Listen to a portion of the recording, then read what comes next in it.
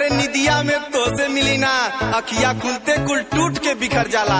अरे निदिया में तो से मिली ना अखिया खुलते कुल टूट के बिखर जाला।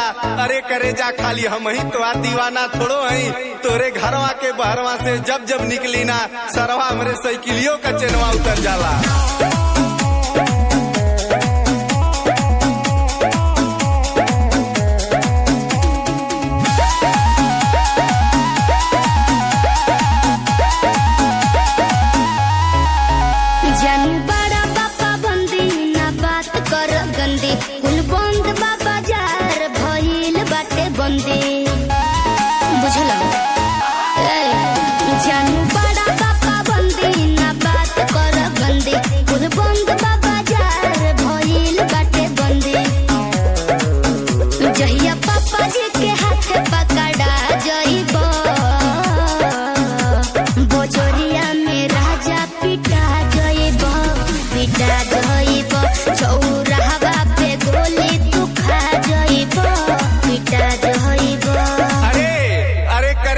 प्यार जात और बिरादर देख के हो जाई जरूरी है का।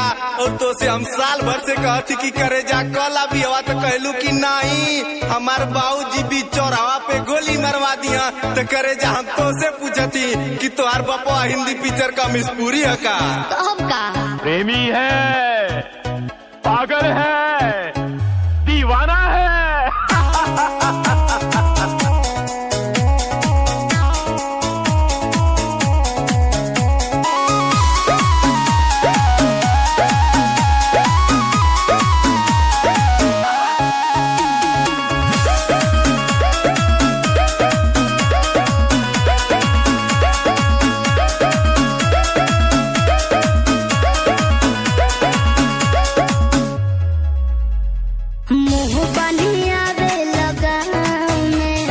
मुछिया तू ऐठे लताओ में भयबो देखी के बेरी बेरी किरचे रहेल एतना भाव में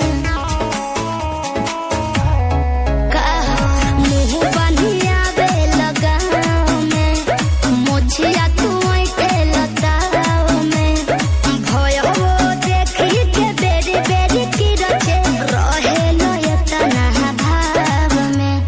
करे जा अल्लाह अपने भयो के बारे में सुना बोला। अरे करे जा हम तोरे गौवा में केतनो मुहवा बांध के आई ना है तोहार छोटका भयो हमके पहचान लेवेला। का बताई एक आदत इतना बिगाड़ देले ना कि दतवा जियार के जीजा 10 रुपया दे दा गोड़वा पर के मांग लेवेला। हम झूठा दीदा 10 रुपया दा जवान टूट गया। अरे देख ला तुम्हारे ऐसने भाई बड़ो नशा में